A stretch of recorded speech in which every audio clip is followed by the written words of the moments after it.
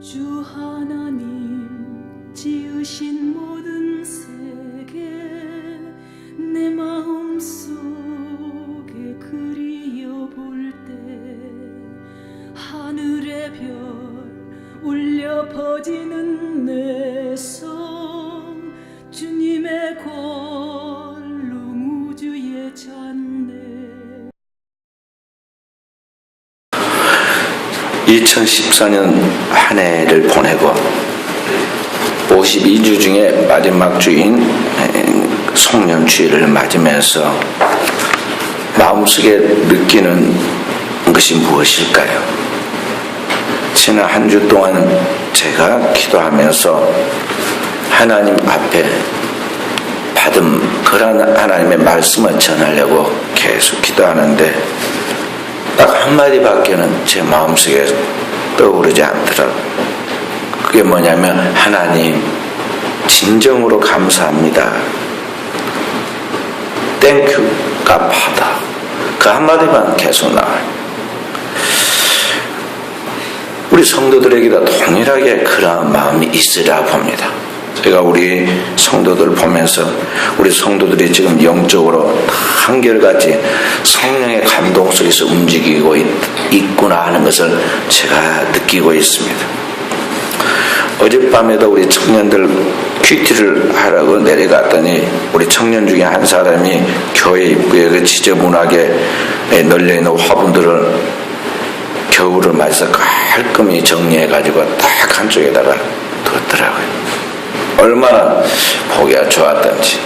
어제 아침에 새벽 기도를 끝마치고 혼자 올라오면서 밖을 우리 둘러보니까 날씨가 추워져가지고 이제 그 예쁜 꽃, 또 꽃이 핀 그 화분들이, 예쁜 화분들이 다 시들시들해가지고 축 처져서 영 보기가 좋지 않았어요. 그래서 저 정리해야겠는데, 그런 생각을 갖고 있었는데요. 제가 시간이 나지 못해서 어떻게 하지 못하고 있었는데 우리 청년 한 분이 그걸 다 보고는 누가 말한 것도 아닌데 혼자 보기에 그게 안 좋다 싶어가지고 정리하고 내년 3월 달에 분갈이해서 다시 이제 예쁘게 꽃이 피도록 이렇게 해야겠다고 이야기를 하더라고요. 그래서 그 청년 큐티의 기분이 아주 제가 좋아가지고 내려가서 이제 큐티하면서 물었습니다.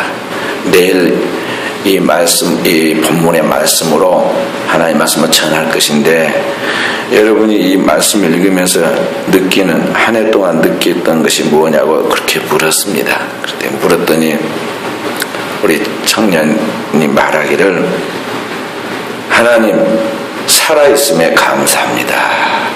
그렇게 고백하고 싶다고 하더라고요. 살아있음에, 살아서 건강하게 활동하고 있음을 감사한다는 거죠. 그 공통된 그런 마음들이 지금 흐르고 있다는 거죠. 하나님이 우리에게 주시는 하나님의 백성들이 흐르고 있는 성령의 흐름입니다. 지난 한 해 동안 수많은 일들이 세계 속에 변화로 나타났습니다. 우리나라 조그만 세계 안에 조그만 우리나라 안에서도 얼마나 크고 많은 또 작은 그날 일상의 사건과 사고들이 많았습니까? 그리고 이 사계절 속에 계절의 변화와 함께 건강도 또 얼마나 많은 변화가 있었습니까? 그런데 그 가운데서 하나님이 우리의 생명을 보존해 주고 가정과 직장과 교회 안에서 하나님의 많은 은혜와 또 보호와 축복을 주셨다 하는 것입니다. 이런 모든 것들에 대해 그리스도인으로서 여러분과 저는 겸한 하나님께 영혼에 우러나온 감사가 입술로 그리고 삶으로 표현되어 나가야겠습니다. 저희 가정도 1년 365일 52주에 예배 드릴 때 주일마다 꼭 감사헌금을 따로 드립니다. 근데 감사헌금을 할 때 제가 감사헌금의 제목을 쓰는데 365일 똑같은 제목을 씁니다. 제목이 뭐냐면 범사에 감사합니다. Thanksgiving in all circumstances. 그 하나 딱 써놓은 거예요. 너무 바쁠 때는 그 쓸 시간이, 현금 적을 시간이 없으면요, 대사로꺼져서 5장 16절, 18절 그렇게만 써놓고는 냅니다. 생각해보고 헤아려보면 하나님의 은혜에 너무 감사하잖아요. 그래서 한 해를 마무리하면서 우리가 우리 하나님 앞에 감사합니다. 이번 한 주간 하나님 앞에 감사를 입에 달고 하나님을 찬양하며 나아가는 마무리가 아름다운 시간이 되어지기를 바랍니다. 오늘 말씀을 기록한 선지자 하박국은 선지자이면서 제사장인 분입니다. 그가 활동하던 이 선지자로 활동하는 그 시대는 아주 상황이 좋지 않았습니다. 유대 왕국이 패망해 가는 요시야 왕 제2기원전 640년에서 609년 그 말기에 바벨론과 메대와 스기디아 연합군이 아수리의 수도인 니느웨를 함락시켜서 세상이 완전히 흉흉하게 변해가는 그러한 때 세상의 공의나 정의나 세상의 그 바른 그런 질서가 확립되지 못하고 온통 혼란해 있는데 주변에 먹을 것마저도 하나도 남아있지 않는 그런 최악의 상황 속에서 있었던 그때 선지자가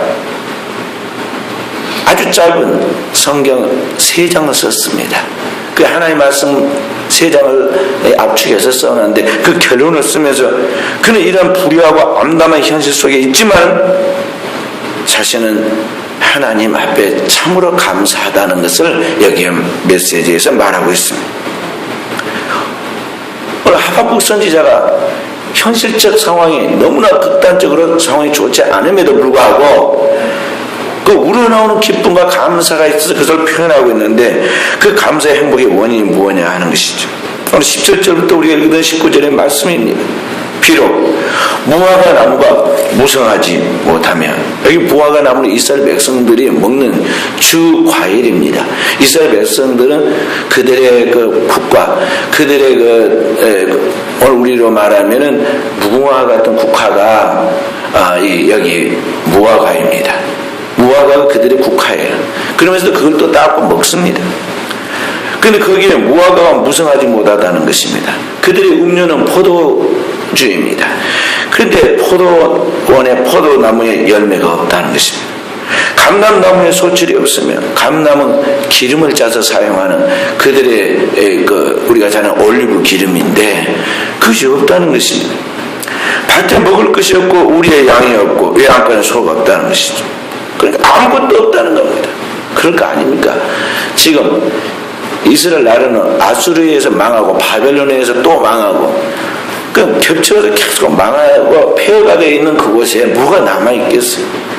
그래서 수없는 탈취와 압박을 받고 있는 그곳에 무슨 정의와 공의가 있으면 그의 삶에 재미가 있겠습니까? 그런데 그 다음 이야기가 뭐라고 하냐면 나는 여호와로 말미암아 즐거워하며 나의 구원의 하나님으로 말미암아 기뻐하리로다. 주 여호와는 나의 힘이시라. 나의 발을 사슴과 같게 하사 나를 나의 높은 곳으로 다니게 하시리로다. 하나님 앞에서 그는 진정으로 감사하고 기뻐하고 그것을 삶 속에서 표현하며 노래하고 담대하게 달려가는 것을 바라볼 수가 있습니다. 자, 현실적으로 아무것도 내게 지금 감사할 것이 없고 그런 불행한 환경 속에 있음에도 불구하고 거기에 짓눌려서 거기에 우울해하고 좌절하고 그렇게 낭망하는 것이 아니라 그럼에도 불구하고 하나님 앞에 뜨거운 감사와 기쁨을 가지고 나아갈 수 있는 게 무엇이냐? 오늘 이 하박국 선지자 우리가 보여준 것은 여호와로 인하여 말씀하겠지 그의 신앙이었던 것을 볼 수가 있습니다. 그래서 오늘 여러분과 진정한 신앙을 가진 성도라면 우리 안에 이러한 영혼의 기쁨, 감사와 감격이 삶의 원동력이 돼야 할 줄로 믿습니다. 많은 세상 사람들이 오해를 합니다. 어떤 오해를 하느냐면 오늘 나를 행복하게 만들어주고 나의 삶에 기쁨을 줄 수 있는 것은 이 땅에 있는 그 어떤 소유라고 생각합니다. 그런데 그 소유가 결핍할 때 그것이 결핍 때문에 내가 불행하다고 생각하고 있습니다. 실제로 그게 불행한 것입니까? 제가 저희 집에 손자가 이제 보고 싶지만 갈 수도 없고 제가 오지도 못하고 그러니까 늘 보내주는 동영상만 구경합니다. 그 아이가 노는 그런 모습들을 딱 찍어가지고 거기 보낸 걸 보면은요 막 기뻐서 좋아가지고 막 소리를 지르면서 뛰노는데 아무것도 아닌 걸 가지고 그렇게 합니다. 그래 보면은 엄마가 만든 요리한다고 만든 그 후라이팬에다가 거기다 쌀 거기다가 한 주먹 부어주니까 그거 막 저으면서 재밌다고 그러지 않는가. 또 성탄절에 이제 뭐 요만한 조그만 장난감 하나 사줬는가 봐요. 그걸 가지고 놀면서 막 천지가 다 자기 것인 것 같이 행복해하고 막 좋아서 그러는 거예요. 근데 그게 사실 그 아이의 실제적인 행복의 조건이 그것이겠습니까? 그러니까 그 아이는 그보다 더 큰 행복이 있는데 이미 자기가 가지고 누리고 있는데 그것에 대한 인지를 못하고 단지 눈앞에 자기가 가지고 노는 장난감으로서 또 소리가 나는 어떤 거 반응하는 것들 때문에 또 자기 주변에 좀 안정된 그런 부모가 있다는 것 때문에 지금 좋아하는 것 뿐이죠. 만약 그 아이가 그게 있어서 만약 몸이 아프다든지 먹는 게 소화가 안 돼가지고 배탈이 나서 지금 뭔가 상태가 좋지 않다 그러면 장난감이 눈에 보이겠습니까? 후라이팬으로 막 그거 노는 것이 뭐 재미가 있겠습니까? 그에게는 더 큰 행복의 조건들이 그게 있죠. 그가 건강하다는 거, 그가 정신적인 그런 생각의 사고력을 가지고 지금 생각할 수 있고 판단할 수 있다는 거, 그보다 더 큰 것들이 좀 엄청나게 있는데 그 어린 아이가 지각할 수 있는 인지 능력은 이 조그만 이 장난감 정도이죠. 오늘 우리가 세상에 눈에 보이는 그 것들, 우리가 보고 있는 그 이 세상에 있는 물질과 그 소유에 대한 것들이 우리 인생의 행복의 조건이라고 그것 때문에 울고 웃기도 하고 그것 때문에 쫓아 달려가기도 하고 중단하기도 하죠. 그러나 그보다 더 큰 소유보다 더 큰 위대한 자산들이 우리에게 있습니다. 오늘 하나님의 모든 사람에게 다 공평하게 주신 인간의 생명입니다. 그리고 그들에게 주신 시간들입니다. 그의 삶 속에 활동할 수 있는 여러 환경과 조건들입니다. 다 모든 사람에게 똑같은 공평한 하늘의 해와 달과 햇빛과 그 모든 바람과 자유의 그런 환경들입니다. 우리가 그 엄청난 축복들을 누리면서도 우리는 그것에 인하여 감사하고 기뻐 그것들을 활용해가면서 나의 인생을 진취적으로 만들어가기보다는 너무나 지엽적이고 작은 땅에 있던 어떤 별로 큰 차이가 없는 그런 것 때문에 우리가 운명이 결정돼가지고 그렇게 울고 웃으면서 우리의 인생을 제한시키고 있다는 것이죠. 때로는 그런 것들 때문에 한숨과 절망 속에서 비판적인 자세로 삶을 탄식하고 원망하면서 자신의 그 소중한 한 번밖에 없는 인생을 초라하게 위축시켜버리고 낭비해버리는 것을 볼 수가 있습니다. 사랑하는 귀한 성도 여러분, 여러분과 제가 한번 생각해 보시길 바랍니다. 내 인생이 행복한가? 내 인생이 진정으로 만족한가 하는 것입니다. 우리나라의 근대사를 보면은 조선시대나 일제시대나 우리 부모들이 살던 그러한 시대들에는 지금과 비교해보면요, 비교할 수 없을 만큼 아주 가난하고 너무나 불행한 사람들이었습니다. 환경이 좋지 않고 배운 것도 없고 입을 옷이 없고 그때는 밥만 먹고 목숨만 붙어 살면은 다행이라 생각했어요. 그리고 어땠습니까? 겨울을 보내고 새 봄을 맞이해서 양식이 다 떨어져서 먹을 게 없습니다. 봄에 심어놓은 보리가 나와서 그 보리를 먹어야 사는데 그 보리가 싹이 피어가지고 나중에 보리가 이삭이 나올 때까지 뭔가 먹어야 하는데 먹고 살 것이 없어요. 그래서 그 안에 죽는 경향이 많이 생겼습니다. 그래서 보릿고기라는 말이 나왔잖아요. 보릿고기. 그게 엊그저께 이야기 같은 이야기입니다.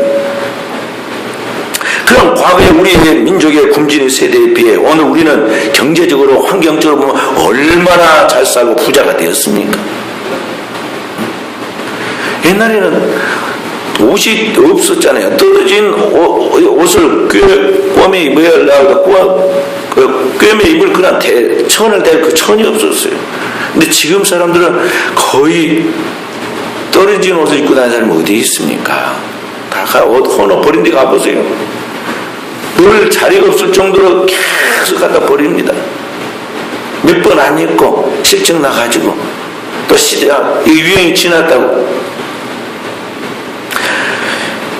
고대 우리의 조상들에 비하여 오늘 현대는 문명적으로, 경제적으로, 그리고 인격적인 대우나 주권의 문제에 있어서나 모든 면에서 너무나 잘 살고 풍요하고 행복해야만 하는 시대에 살고 있는데 행복하느냐 하는 것이죠.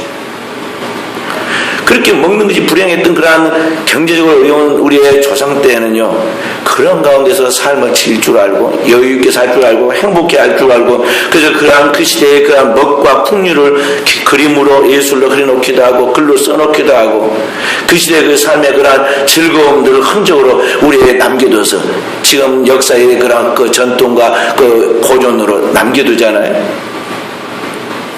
현대인들은 문명이 극도로 발달해서 이렇게 풍요 가운데 있지만은 풍요 속에 빈곤합니다. 물질적이고 물리적인 화려한 풍요가 있지만 정신적으로 완전히 바닥에 고갈된 상태에 있어가지고 도덕이 땅에 떨어지고 윤리가 떨어지고, 그리고 우리의 삶에 있어서 서로 좋은 인간의 관계 속에 그 아름다운 그런 것들이 다 정신적인 고갈됐어. 그래서 현대인들의 큰 보이지 않는 정신적 질병이 우울증입니다. 남녀노소 할 것 없이 현대인들은 너무 우울해하고 불행해합니다. 그래서 재미를 억지로 쥐어짜내지 않아요. 이 세상이 얼마나 아름다운 행복한 세상인데 말이죠. 막 억지로 음악을 들어야만 안정이 되고, 만들어서 음악을 들어야만 하고, 예?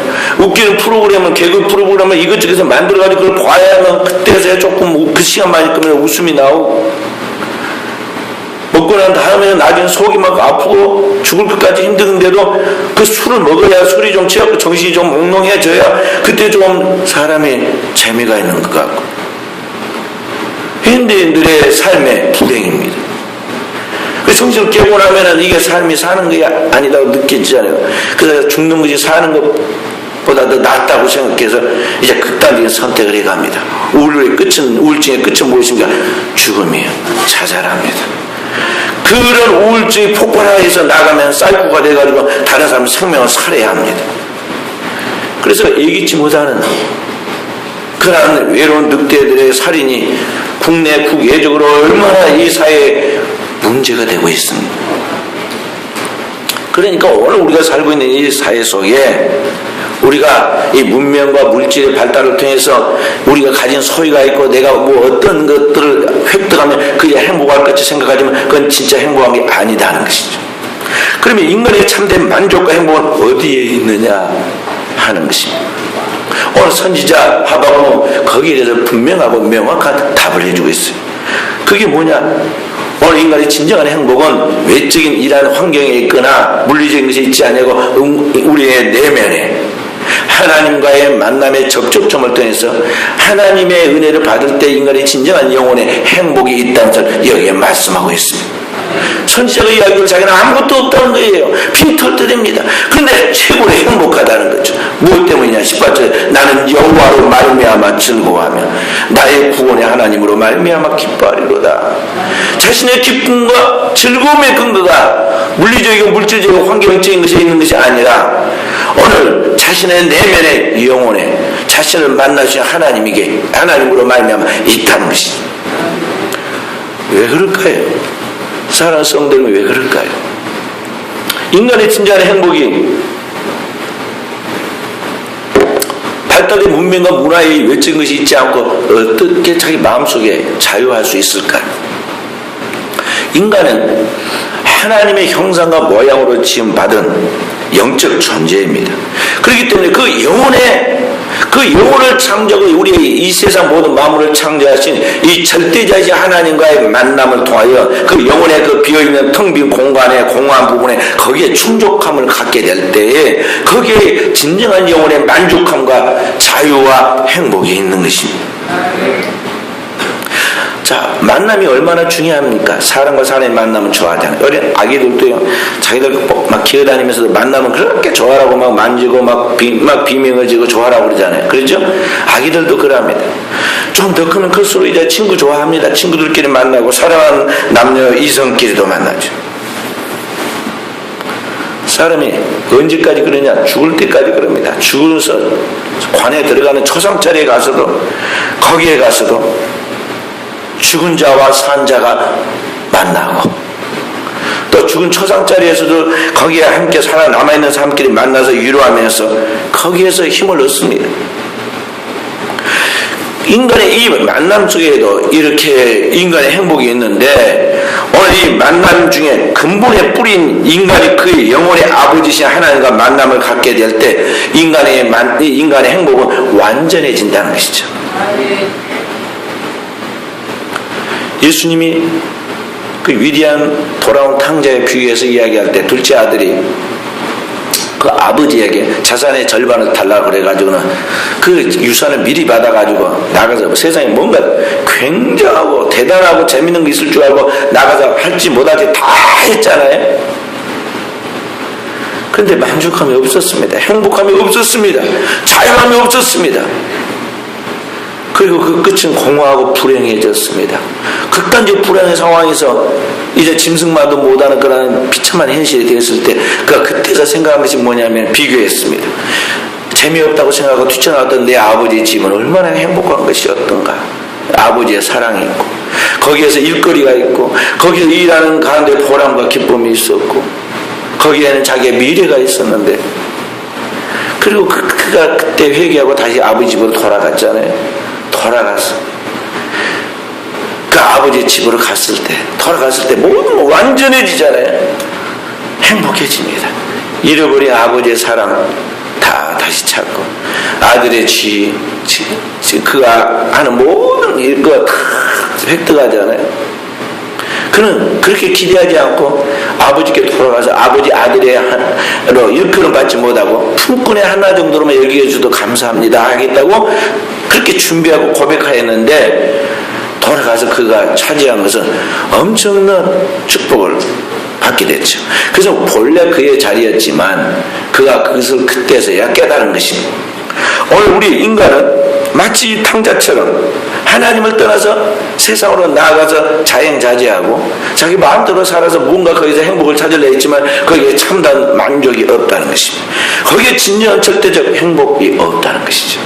거기서 인간은 행복이 아니라 불행하게 되고 인간의 삶의 공허와 절망 속에서 사는 것이 죽는 것보다 훨씬 더 힘든 그런 고독한 자리에 떨어지게 되죠. 그러다가 신하인은 하나님 택한 백성이가 드디어 깨닫습니다. 어느 순간 깨지고 부서져 가지고 하나님께 돌아옵니다. 하나님께 돌아올 때 그 영혼의 세상에서 맛볼 수 없었던 하늘의 평화가, 하늘의 자유와 만족이, 하나님의 든든함과 기쁨이 넘치게 되는 거죠.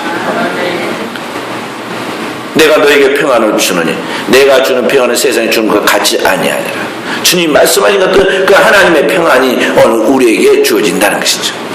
어거스틴이 젊은 날에 젊음의 패기를 가지고 세상에서 할지 못할지 다 해봅니다. 그러나 만족과 자유 평화가 없었습니다. 그러다가 그 어머니의 기도를 못 잊어서 다시 기독교를 규율하고 돌아왔습니다. 그리고 평화를 얻었습니다. 그가 그의 컨페션 고백록에 말하기를 내가 내 아버지 집으로 돌아오기 전에는 참된 평안이 없었나이다 하고 고백을 합니다. 자, 그래서 오늘 사랑하는 성도는 여러분의 제 삶에 진정으로 감사하고 행복하게 만드는 이 하나님의 평안의 자리, 이 행복의 자리가 우리에게 있는데, 오늘 여러분과 제가 그렇게 하나님 앞에 행복할 수 있는 그 구체적인 것들이 무엇이냐 하는 것을 세 가지를 말씀을 드리고 마치도록 하겠습니다. 첫째는 오늘 나를 창조하신 하나님을 만났다 하는 것입니다. 오늘 18절에 오늘 선지자는 말해 나는 여호와로 말미암아 즐거워하며 그랬습니다. 오늘 하나님으로 말미암아 순수하게 하나님과의 만남을 통하여 하는 거죠. 아이들이 공부하는 책에 보면은 인간의 기원에 대해서 이야기하면서 이 우주는 하나의 단세포 아메바에서부터 시작해가지고 진화와 진보를 통해서 이게 이제 좀 더 고등동물이 되고, 이제 고등동물에서 영장류가 되어서 원숭이가 되고, 원숭이가 발전해가지고 계속 진화해가지고 사람이 된다고 그렇게 말합니다. 그 하이포테시스 가설입니다. 그래서 그 다음에 공부하는 학생들은 그럴듯하니까 그걸 진실인 줄 믿고 있어요. 그러나 사실은 그게 잘못된 지식이거든. 이 온 우주는 하나님이 말씀으로 창조하셨고 인간은 하나님이 그 손으로 직접 비드고 그 코에다 생기를 불어넣어서 사람을 하나님의 형상과 모양으로 만드셨는데 인간은 동물과 거의 동등하게 놔둔 거죠. 그렇다면 수백 년 수천 년 지난 이 원숭이들이 전부 다 인류의 조상이 되고 다 나와야 하는데 이게 진화와 진보를 안 해오잖아요. 불도 만들고 언어도 만들고 도시도 만들어 가지고 그들의 세계를 확장시켜 나가면서 우리 인간과 경쟁을 해야 할 건데 그런 거 없잖아요. 종이 다른 거죠. 이 땅에 있는 모든 동물은 사람을 혹시 조금 형태를 좀 닮았다 하더라도 만약 종이 다르다. 그래서 성경은 뭐라고 말씀하냐면 종이 다른 것끼리 같이 교류시키지 말라고 그랬습니다. 예를 들어 곡식도 종이 다르면 같이 씨를 같이 결의하에 뿌리지 말라고 그랬습니다. 짐승도 종이 다르면 함께 교미시켜서 새끼를 낳게 만들면 안 된다고 그랬어요. 얼마나 그런데 하나님이 엄격하신지 몰라요. 인간은 하나님께서 창조할 때 이 온 우주 삼란 만사의 모든 피조물과 질적으로 다르게 만들었어요. 그래서 만물을 다스리고 정복하라고 그랬고 그 모든 것을 누리면서 하나님께 영광 돌리도록 하였는데 그 인간만큼은 하나님이 직접 하나님의 내적 이미지와 외적인 그러한 라이크니스 모습을 본받도록 그렇게 형태를 띠도록 그렇게 하나님이 우리를 직접 창조하셨다는 거예요. 이 인간의 위대함이에요. 창세기 1장 26절부터 28절 분명히 그렇게 말씀을 하십니다. 그래서 인간은 자신의 근본 뿌리인 하나님을 만날 때 하나님을 찾을 때 그 인생이 행복하고 그 영혼이 만족한 거예요. 하나님이 없으면 불행한 거예요. 살아도 사는 것 같지 않다는 것입니다.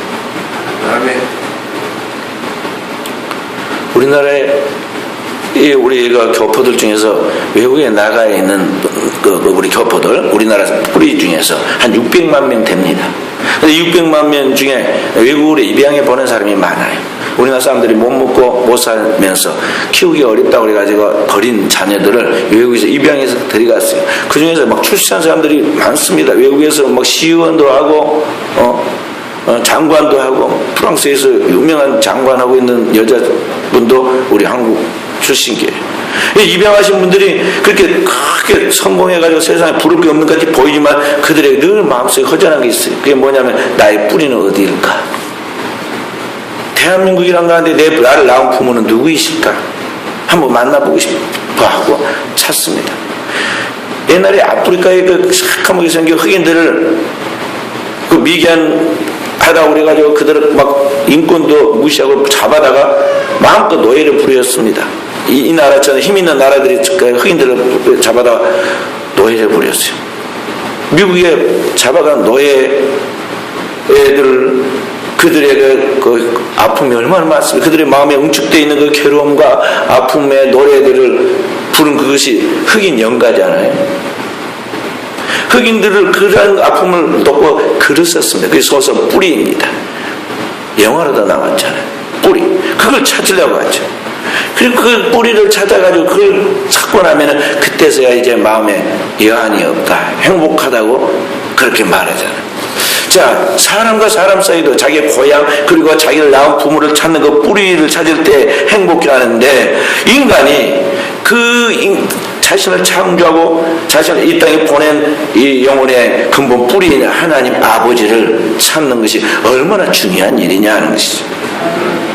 그 하나님과의 만남을 갖게 될 때 마치 떨어져 있던 아이가 그 엄마가 돌아왔을 때 막 기뻐서 비명을 지르고 좋아하고 막 웃듯이 오늘 우리 인간이 하나님을 만날 때 우리 인간에게는 진정한 평화가 자유가 그리고 행복이 넘치게 된다는 것입니다.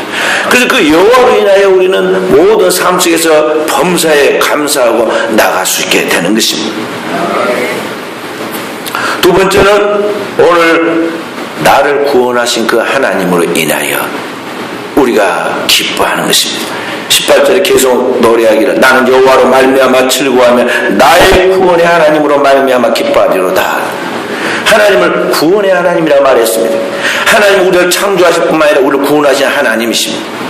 인간은 본래 하나님의 형상과 모양을 지어졌지만 인간이 야신의 욕망과 탐욕으로 인하여 하나님을 떠나서 세상과 짝하고 세상에 있는 것들을 사랑하고 그것을 쫓아 달려갑니다. 그렇게 해서 범죄한 인간은 하나님과의 관계가 단절되어 있어요. 이것이 소외입니다.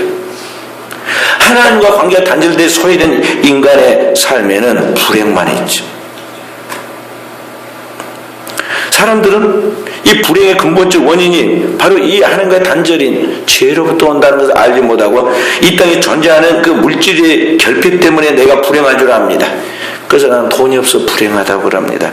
나는 친구가 없어 불행하다고 말합니다. 나는 부모가 없고 환경이 좋지 않고 무엇이 어쩌고 불행한 요건을 잘도 찾아서 변명을 합니다. 그러나 사실은 이러한 모든 것들은 하나의 나무 잎사귀의 가지같이 거의 지역적인 것들입니다. 근본적 불행의 요인이 아니다는 것이죠.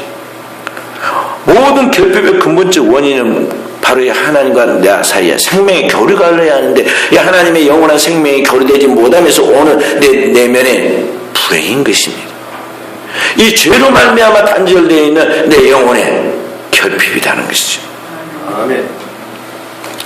오늘 하나님과의 관계 속에서 생명의 교류가 흐릅니다. 그래서 영원한 생명, 하늘의 신령한 은혜와 축복이 흐르고 땅 위에서도 하나님께서 범사에 잘 되고 형성하고 자손 만대가 잘 되도록 땅에 기름진 축복을 주십니다. 그런데 이런 하나님과 나 사이의 관계를 단절시키는 원인이 있는데 그게 죄라는 것이죠. 이사야 선지자는 이렇게 말합니다. 여호와의 손이 짧아 구원하지 못하심도 아니요 귀가 드나에 듣지 못하심도 아니라 오직 너희 죄악이 너희와 하나님 사이를 갈라놓았고 너희 죄가 그의 얼굴을 가리어서 너희가 듣지 않으시게 함이니라 그랬어요. 오늘 하나님과 우리 사이에 보이지 않는 딱 단절되어 있는 장막이 쳐져 있는데 그게 뭐냐면 죄입니다.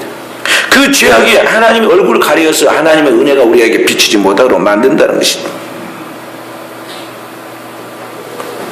하나님의 형상이 우리가 하나님과 관계가 단절되고 하나님의 생명이 흐르지 않으니까 어떻게 되겠습니까? 오늘 우리가 죄로 말미암아 하나님의 영광이 이룰 수 없게 되었습니다. 그리고 그 죄로 말미암아 결국에는 죄의 결과로 사망이 이르게 되었습니다. 그 죽음이 자연스러운 현상이 아니라 이게 하나님의 축복받지 못한 부자연한 그런 비정상적인 현상입니다. 절대 죽지 않을 영생의 존재들인데 이 죄로 말미암아 이렇게 사망이 왔다는 것입니다. 거기에 끝나지 않고 우리는 더 나아가 영원한 불의 심판에 처해야 될 영벌의 존재가 되었습니다. 사람이 한번 죽는 것은 정한이 있죠. 후에는 심판이 있으리니 영벌의 심판에 들어갈 존재가 되었습니다. 그것이 인간의 비참한 운명입니다. 그런 운명에 놓여 있는 여러분과 저에게 하나님께서 우리를 긍휼히 여기시고 원풍이 꺼버렸어요. 긍휼히 여기시고 사랑하셔서 하나님의 독생자 예수 그리스도를 보내주시고 예수 그리스도에게 하나님과 우리 사이 가로막혀있는 그 무거운 죄의 짐을 죄의 장벽을 탁 넘겨가지고 그에게 담당시키시고 그리스도께서 우리 죄값을 지르시고 대신 하나님 앞에 저주받고 형벌받고 죽으심으로 우리 죄값을 다 도말하심으로 오늘 여러분과 저와 하나님과의 관계 새롭고 산 길이 열려서 하늘의 생명을 교류받게 되고 하나님의 생명체로 우리가 부활하여 하나님 앞에 갈 수 있게 되었다 하는 것입니다. 영접하는 자 곧 그 이름을 믿는 자들이 하나님의 자녀가 되는 권세를 주셨으니 그래서 여러분과 저는 이제 더 이상 마귀의 자녀, 죄의 자녀가 아니라 하나님의 자녀로서 하나님의 영원한 생명을 공급받아 하나님의 나라까지 단번에 들어갈 수 있도록 하나님의 자녀의 신적 신분을 회복하게 되었다는 것입니다. 그래서 여러분과 저는 하늘과 땅에 있는 것을 다스리고 정복하게 되어 있어요. 하늘의 천사까지도 하나님의 우리로 하여금 부리는 종들로서 하나님의 나라에 들어가기까지 또 들어가서도 부리는 종으로서 일할 수 있도록 여러분과 저에게 하나님의 자녀의 특권을 주었다는 걸 알아야 돼요. 이것이 온 세상에 하나님께서 그 믿는 자들에게 알려주시는 하나님의 구원의 기쁜 소식이에요. 복음, 굿 뉴스예요. 하늘로부터 오는 최고의 빅 뉴스예요. 그리스도인은 이 복음을 알아야 돼요. 이 복음의 진리의 자유함에 서야 한다는 것입니다. 그러므로 오늘 오늘 여러분과 제가 이러한 그리스도 예수를 통해서 이러한 하나님의 거룩한 백성으로 영원한 하나님 나라 들어갈 수 있는 하나님의 의를 얻어서 하나님의 나라가 확정되어 있기 때문에 이러한 생명을 가지고 있는 여러분과 제가 어찌 그 은혜를 인하여 기뻐하며 뛰놀지 않을 수가 있겠느냐 하는 것입니다. 스바냐 선지자도 이렇게 노래합니다. 너희 하나님 여호와가 너희 가운데 계시니 그는 구원을 베푸실 전능자시라. 그가 너로 말미암아 기쁨을 이기지 못하시며 너를 잠잠히 사랑하시며 너로 말미암아 즐거이 부르며 기뻐하시리라 그랬어요. 복음 찬송가도 이런 찬송이 있죠. 그죠?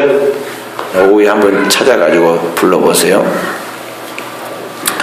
세 번째로 오늘 우리가 기뻐하고 감사하고 즐거워할 그 근거는 뭐냐면 오늘부터 영원까지 우리를 승리하게 하시는 그 하나님을 인하여 감사한다는 것입니다.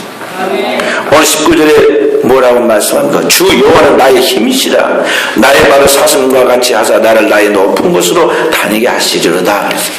하나님은 어제나 오늘의 영원토록 동일하신 분이십니다. 우리를 창조하신 그분이 우리를 죄에서 구속하셨습니다. 그분은 현재에 머무르지 않고 우리의 미래도 책임져 주신다는 것입니다. 오늘 현대인들의 가장 큰 불행 또 불안은 뭐냐면요, 미래에 대한 불확실 때문에 불안해하고 불행해합니다. 그런데 오늘 우리 그리스도인들은 딱 이 드라마의 그 모든 프로그램의 스케줄을 다 아는 사람은 똑같아요. 드라마의 기승전결을 다 아는 사람처럼 훤히 알 수 있어요. 우리가 어디서 왔는지, 모든 것이 주에게서 왔고, 우리가 어떻게 지금 살아가고 있는지 모든 것이 주로 말미암고, 우리가 어디로 가는지 우리가 주에게로 돌아갑니다. 모든 것이 주에게서 와서 주로 말미암고 주에게로 돌아갑니다.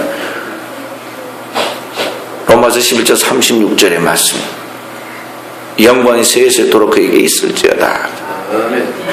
우리 사랑하는 성도 여러분, 그러니까 여러분과 저는 하나님께로부터 와서 하나님에 의해서 구속받고 그 하나님의 구속받은 우리가 하나님의 인도 속에서, 하나님의 성령의 인도와 보호 속에서 끝까지 어떤 시험도 승리하다가 결국 하나님께로 돌아간다는 것이죠. 사슴이 높은 곳으로 뛰어 올라가는 것 같이 그렇게 한다는 것입니다. 제가 1996년도에 미국에서 공부할 때